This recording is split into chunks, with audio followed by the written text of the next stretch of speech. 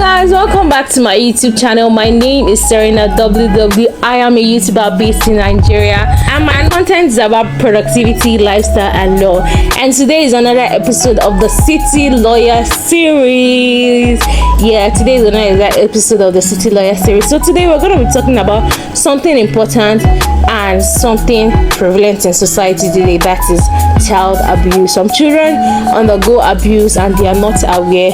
And if you know anyone going through an abusive relationship as a child, please do well to report to the appropriate authorities like the police, a lawyer, and the like. So let's jump right into today's video to know when and what to do when a child is being abused.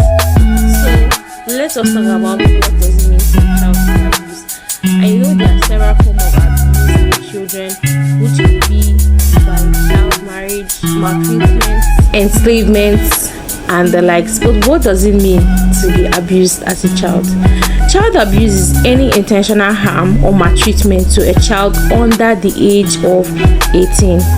It could involve physical abuse, sexual abuse, emotional abuse, and financial abuse. So child abuse can affect any child between the age of age 0 to 18 years. And upon the attainment of 18 years, you are no longer a child, but you are now recognized as an adult in Nigeria.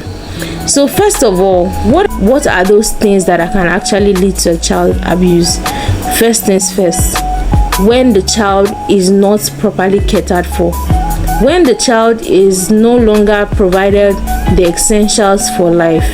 Sometimes some parents can actually abuse their child, maybe because they never wanted the child in the first place.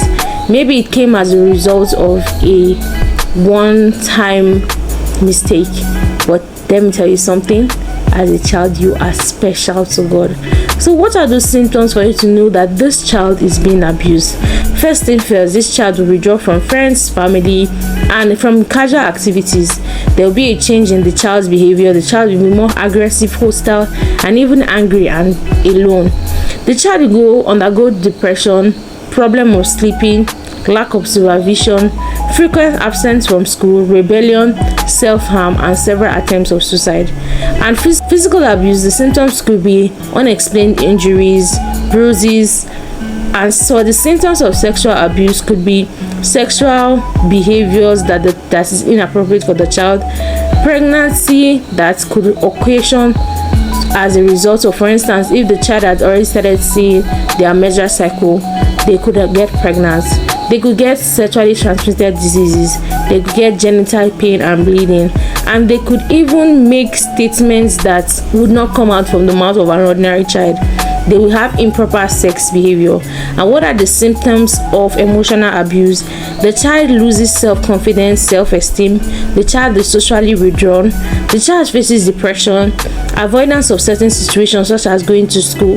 The child lacks affection of neglect, poor growth, poor personal cleanliness, lack of health, poor attendance at school, and the likes. And if a child is actually facing abuse from the parents, the child is shown little or no concern.